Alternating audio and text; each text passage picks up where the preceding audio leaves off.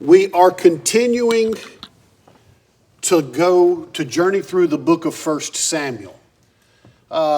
Much of our emphasis has been on the life of Samuel, but there are some other things that it covers this morning. And as we look at the 6th chapter, I'm actually going to lead you through the 5th chapter, but my sermon will be drawn from the 6th itself. But I want to begin by asking you, what are the, not for an answer, but something for you to just kind of mull in your mind. What are the lessons that you remember? The things that have impacted you that are now almost written in your mind like a law. I was telling Jimmy earlier this morning when we came in, Don and I had a very nice trip up to the Parkway yesterday. We went hiking, and Rick has a new law. Do not step on the wet rock next to the creek. You can imagine how that turned out. Donna said it was awful to watch, but she laughed when she said that.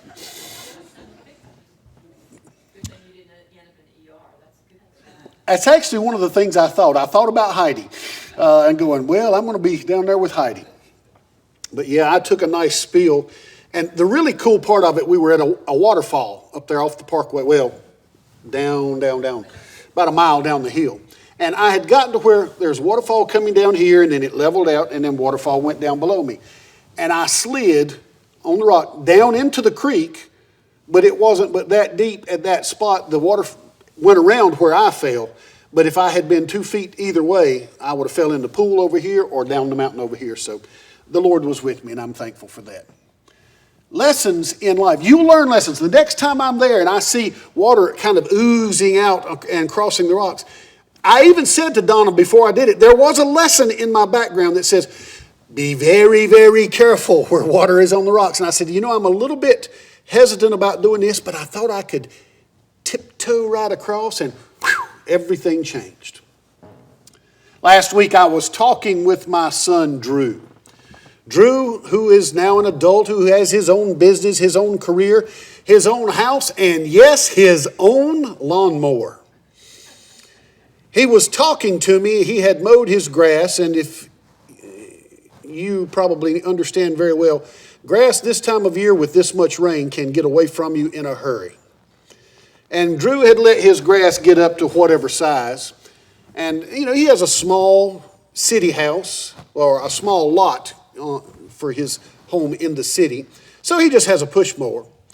But after push mowing that yard, and you can imagine what it looked like with the clumps of grass, and you know how it is with a push mower, you push it up, and you wait for it to catch up. He said, Dad, I remember when I was maybe Nick's age. He said, I remember when y'all made us mow every week and how much I hated it. He went, I understand now. He said, Dad made us do it that regularly so it wouldn't get in this condition and be this kind of an aggravating thing. We spend our lives experiencing things. We make mistakes, or sometimes we watch other people learn lessons, and if we are wise, we take those lessons to heart. And we apply those lessons so that we don't have to repeat either the mistakes that we have made or the mistakes that others have made that we have observed. I did laugh many years ago. Drew was in his teenage years, and Drew is my younger son, and the older son was a bit more headstrong, and perhaps still is. And Drew said, I like being the younger son. I get to see, when I watch my brother, what not to do and how to stay out of trouble. Remember that one, Nick? I said, Quentin, you got to get a little wilder and kind of set the example of what not to do. We've been talking about Samuel, and the last time we were together, we talked about how Eli, the old priest who kind of helped to raise Samuel, Eli's 2 sons took the Ark of the Covenant. And the army was having trouble with the Philistines. So they said, to win the battle, we'll take God with us and make God strengthen our armies. And it went very badly. The Philistines said, boys, we better pull up our bootstraps because there are gods among the Hebrews. And they fought with a renewed enthusiasm, defeated the Hebrews, and took the ark captive. Now, the whole 5th chapter deals with a very interesting experience that the Philistines had. And that's where we're going to be in chapter 6. But I want to cover chapter 5. When the Hebrews took the ark, which was a box not much different in size than our offertory table, they took this box and they placed it in the temple of Dagon. Dagon is one of those Semitic type pagan gods that we actually have found archaeological evidence. Dagon, if you can see that, there's an inscription that shows Dagon. He's kind of half man, half fish. I don't know the exact symbolism. Sometimes he's also associated with wheat or with harvest. But Dagon, being a male pagan god, was often coupled with Baal, or Baal we sometimes say, which is female. And they were a part of what is called a fertility cult. So what that means is, in their mythology, they believe that when Daddy God and Mama God came together for physical interaction, we know that produces offspring. The offspring they understood was the plentiful catch of fish or the plentiful harvest. So that activity renewed the earth. And of course, how do you worship a God that does that kind of activity? Well, you did it by mirroring that activity. And I will not be more graphic than that. So Dagon was very popular among many of the tribes, especially the Philistines. They took the ark of God to a particular city among the Philistines. And they set it in the temple of Dagon. And Dagon is this big, almost a merman type figure he's reared up and he's overlooking the temple, like this. And this box, which is smaller, and they set it down there, it's a trophy. It's a statement. Our God is stronger than their God. And the 5th chapter chronicles how the Philistines brought the ark of God, set it in the temple of Dagon, and the temple priests came in the next morning and they found a very different scene. Dagon had fallen off his pedestal before the ark of God. Now what happens? What happens in your life when something unexpected? What happens when the internet goes down? What happens when you have a flat tire? What happens when life hands you something unexpected? In this case, it handed them that statue had never fallen before. I imagine that perhaps there was a conversation among the priest and maybe even the city official. Maybe they called the mayor in, the town council. It said, hey guys, did anybody feel an earthquake last night?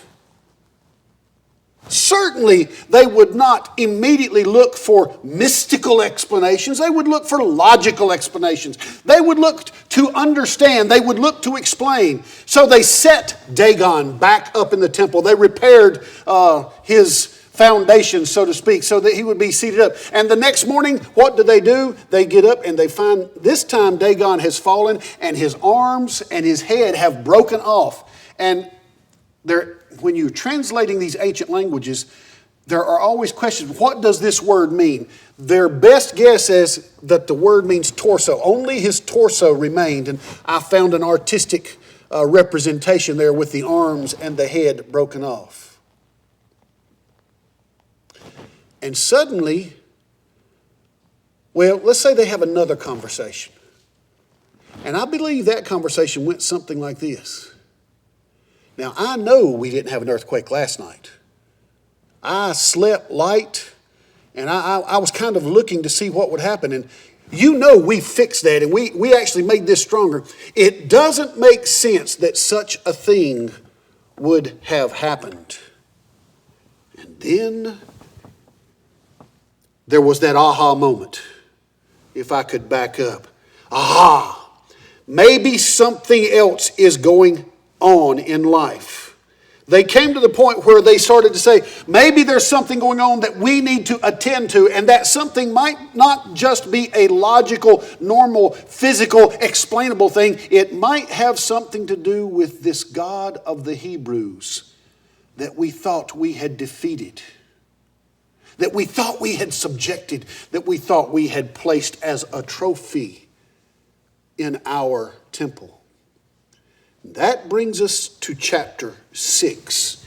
as the Philistines are making the connection of what is taking place and how they would interpret it. So in chapter 6, beginning in verse 1, when the ark of the Lord had been in Philistine territory 7 months, the Philistines called for the priests and the diviners and said, "What shall we do with the ark of the Lord? Tell us how we should send it back to its place." They answer, "If you return the ark of the God of Israel, do not send it back to him without a gift. By all means, send a guilt offering to him. Then you will be healed, and you will know why his hand has not been lifted from you." The Philistines asked, "What guilt offering should we send to him?"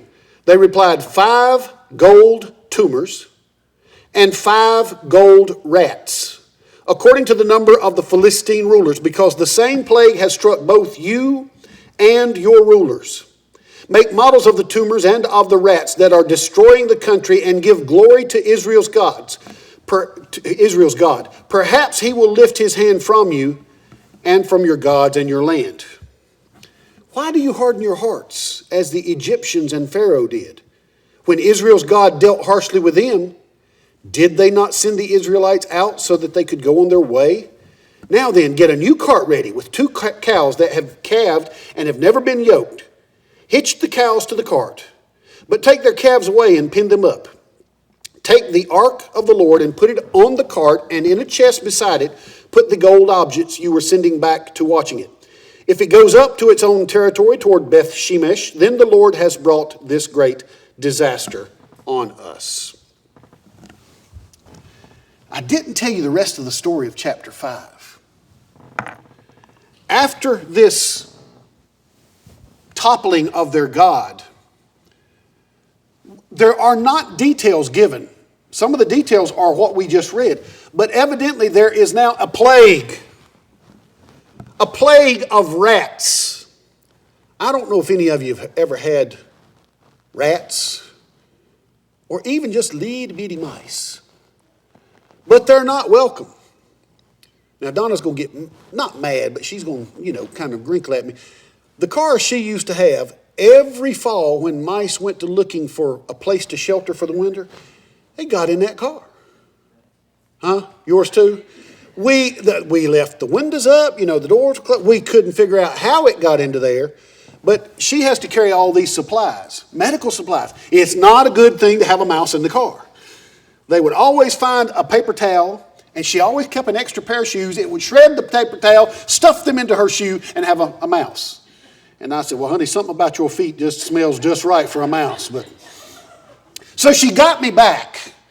She unloaded everything out of the car, cleaned everything off, took the truck and told me to go and clean out the car. And I go up the road and I do what I always do. I find a good rock and roll station turned up until the speakers are jarring. And the mouse came out at 35 miles an hour going through Rustburg.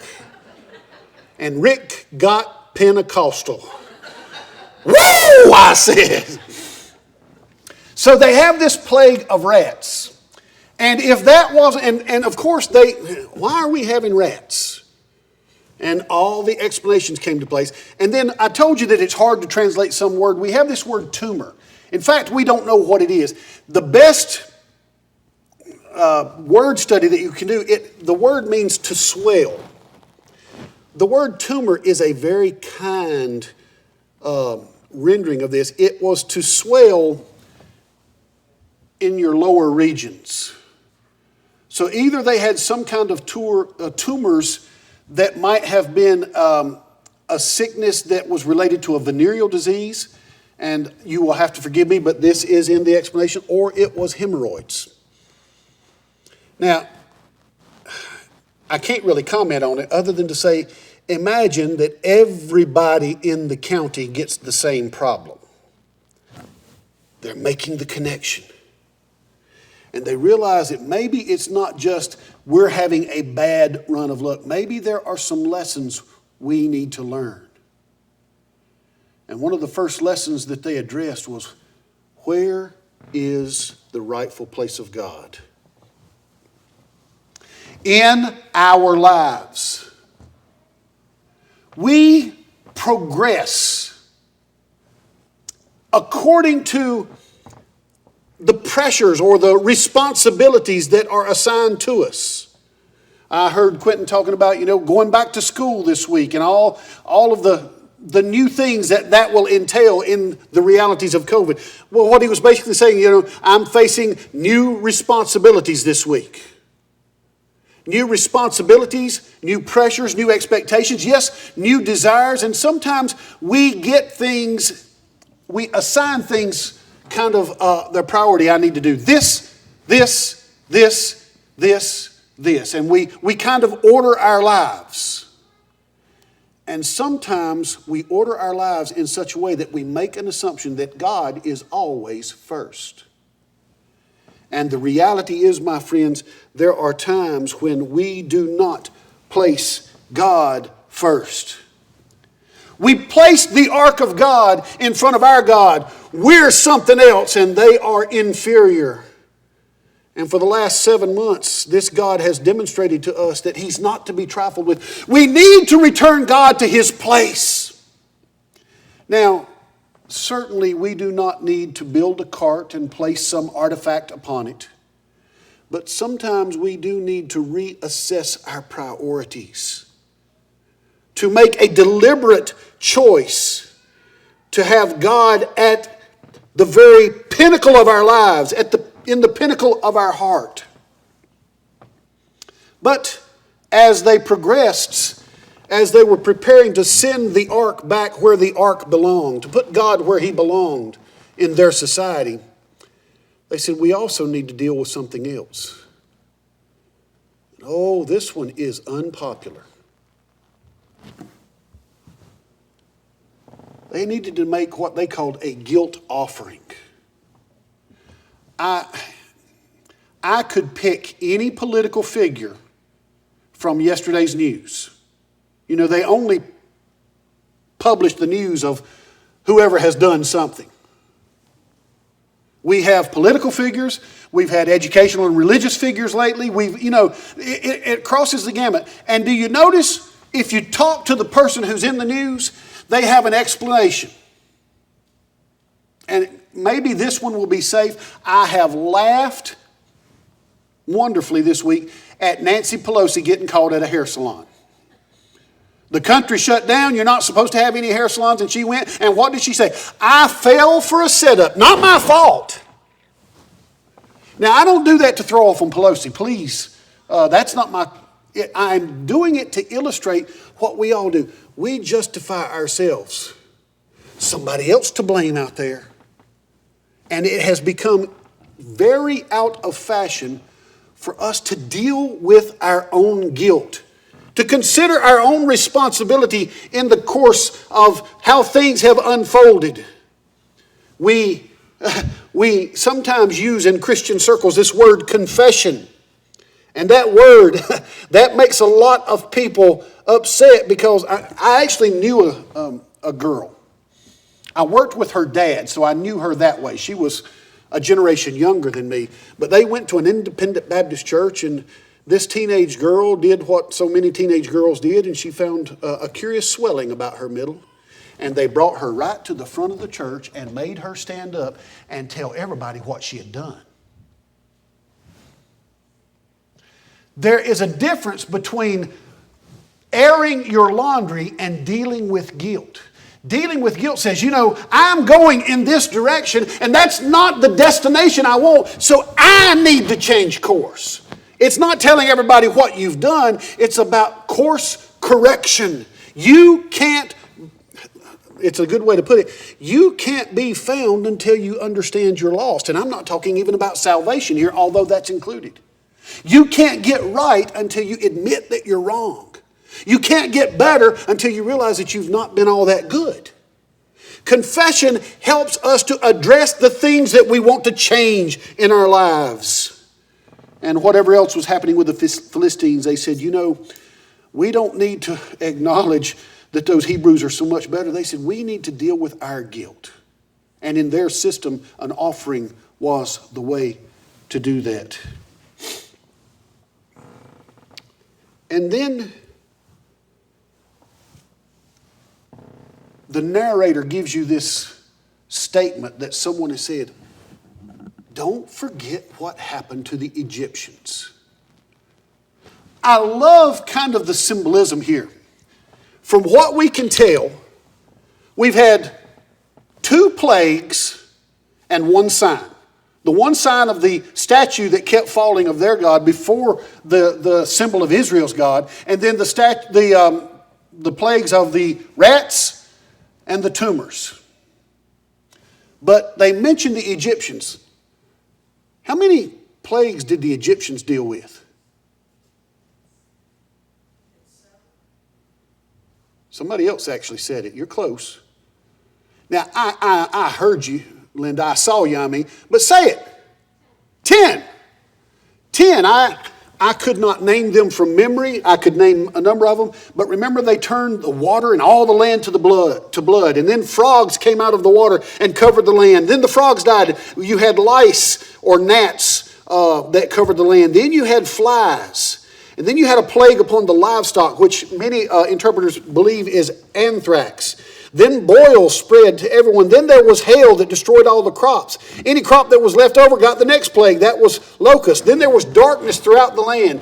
And the Egyptians, remember every time? Oh, Moses, pray to your God to stop this. And it stopped and they went, that wasn't God anyway. We don't need to let them go. And then there was the death of the firstborn.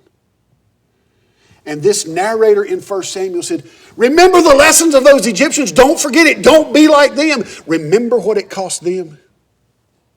Sometimes those lessons in life have a built-in price for a reason, so that having gotten through it once, we would not repeat it. I had this wonderful classmate at Gardner-Webb during my seminary experience, I should say. And one day he looked at me and he said, Rick, he was talking about some things that were going on in his life. He said, one thing I've learned is sometimes the hardest lesson to learn is the one you thought you already knew. Have you ever been there in that moment when you had to admit, here I am again, and I had the answer, I had the method, I had the lesson in hand, and I just forgot it. I just ignored it. I just overlooked it. We need to put God in his rightful place. And I have found that even the best of people, being as responsible as possible, can get things out or mixed up in their priorities. You can create an idol of many things. An idol is anything you put on a pedestal so that it overshadows other things. You can see some of the things that are there. Career, family, money, pleasure, fame, religion, entertainment, yourself, success, comfort, approval, power, and possessions. Just to name a few. I will illustrate for you. I had a deacon in one of my churches, I may have used this illustration before, that he explained to me why he was going to be gone so much during the winter. He was a skier. He loved to ski. He was down in North Carolina. There's not much skiing in the Piedmont of North Carolina. And he said, Pastor, when it's cold and there's some snow up on Snowshoe Mountain, I'm going to be gone. He was an educator. And he would come home when school let out on Friday afternoon. He would pack up the station wagon and off to the mountains they would go. And I had to be as nice as I could, but I said, do you ever take Monday and Tuesday off? That's what I'm talking about, prioritizing. I'm not saying that it's wrong to go skiing. I'm not. But when you build something up until it is consistently more important than God, then you have your priorities out of order, and you need to learn the lessons that the Scriptures are teaching. Because there is no more important thing than to put your personal relationship with God first. And I don't say what I'm about to say critically, but I think my dad had to learn this lesson. 1970, 1971, 1972. He was serving bivocationally. During those years, he was actually serving two pastorates. He did Sunday morning, first and third Sunday at one church, second and fourth Sunday at another church. Some of you know very well what that's like. You remember the days when you had one pastor covering at one time 3 places. On top of that, he was the editor of the newspaper, and he worked 60 and 70 hours. There were many a day that Dad would leave on Monday morning and not come home until Tuesday night because it was press day. He did his own reporting. He did his own developing. He did his own typing. He built the paper into the largest semi-daily paper in the state of North Carolina. He was good. He was successful. He was responsible. Of course, his children never saw him, and his wife, Mom has told me at times, she said, I wanted to get out of the house, maybe just to go out to eat, but Dad was always on the road. She said, there are times I just sat down and cried.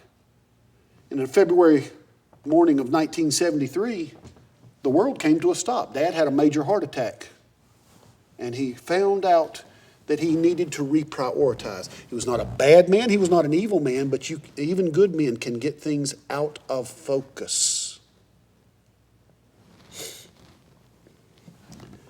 And so often what we do like those conversations that I kind of made up for you when Dagon fell in the temple.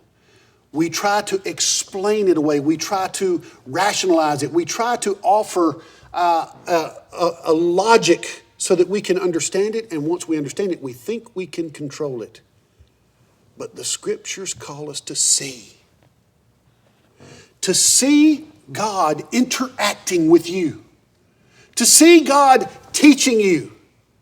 And you will find, and friends, if this sermon sounds a little negative, a little harsh, it sounds a little bit focused on the punishment, you need to understand that God's punishment is never anything less than redemptive. He's not wanting to get us when we do wrong. He's wanting us to draw back into His arms. We need to see the lessons that are being offered to us. We need to learn those lessons and to apply them in our lives. We need to see what the Spirit is trying to teach us. The end of the section that I read for you has what I believe is a very healthy appendix to this story. We're going to build a cart, and basically the road back to Israel, goes up this way, kind of like right down here at Lynn and Jimmy's house, the road forks right before you get there. They said, we're going to put this ark on a cart with a couple of cows that have never been yoked together to pull a cart. In fact, there'll be mama cows, and we're going to keep their babies here. The tendency, Carrie, you can tell us, you take mama cow's baby, she's going to go right and follow it along. And they said, and we're going to watch the cart. We've chosen a strategy to deal with this, and we know logically what ought to happen. They could take the wrong road, they could come back to where the baby cows are, or they could go to Israel. And if they go to Israel, buddy, we need to understand this was God's doing. The Bible tells us that we are to test the spirits. Not every circumstance in life, not every happening, not every coincidence in life has a deep spiritual lesson, but you need to be perceptive enough. You need to be attentive enough to say, God, if you're teaching me something, affirm it for me so that I will understand that it is you. We need to see. And seeing doesn't always happen until you learn to watch. Watch and see.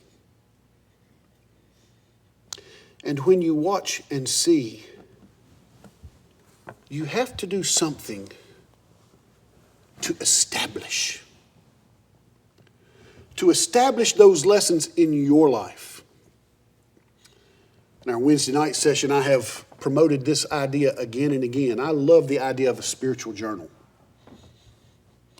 You don't have to have a spiritual journal. That may be something that I like better than you. But you do need to have a way in your life to preserve the lessons that God is teaching. Now, school has changed a little bit since my day. In my day, if you went to second grade and you didn't do certain things, you had to repeat second grade. And once in a while, you'd see somebody that had to repeat it the second time. That's changed. It's kind of out of fashion to say, we'll hold you back today. If you'll just show up we will let you progress, and we have, Carrie, I could let you finish the sermon on, or Gail, either one, anybody else in education, finish the sermon about how advanced level students, and I'm not talking about advanced in terms of academics, but in junior high and high school, they're well into their career, and they don't know the basics. In fact, when I was in seminary, a master's level degree, they had the language lab, the writing lab, available for master's level students who had never learned to write cohesively. They hadn't learned the lessons that were taught in 5th grade. And sometimes as Christians, we think, well, I didn't really like that lesson. That lesson was too much work to put into my life. I'll just move right on. I'll go from grade to grade to grade. And the scriptures teach quite clearly, he who is faithful over a few things will be made ruler over a many. And we try to turn that around. He who goes long enough can skip over those early lessons and inherit maturity. We need to preserve the lessons in our lives so that every day they become a part of who we are.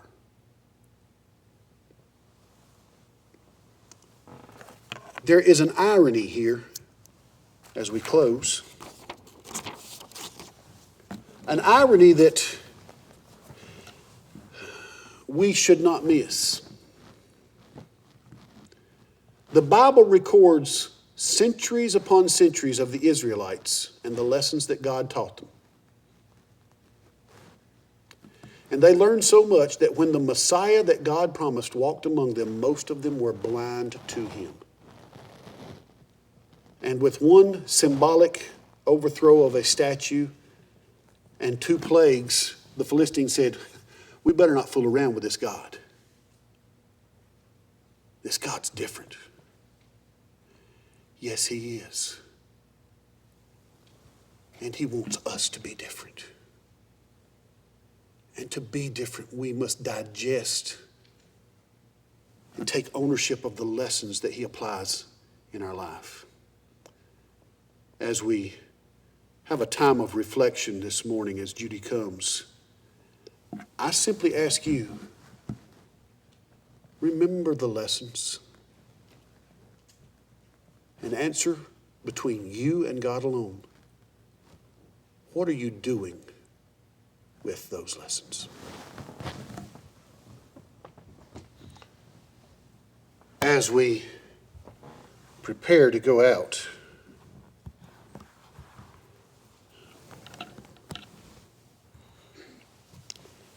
God has chosen you.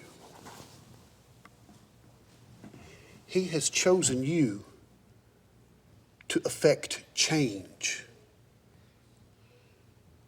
He has chosen you to demonstrate the reality of his goodness. You have heard a sermon, but now you become a sermon. And for so many people, they will hear your sermon long before they'll ever hear mine. Live that sermon well. One of the ancient patriarchs, talking to young men who felt called into the ministry, he said, by all means preach, and if necessary, use words. Church, preach. You won't have to use your words. Father, as we go forward, fill our hearts with you and allow our lives to reflect your glory. We ask it in Jesus' name. Amen. May God bless you this week.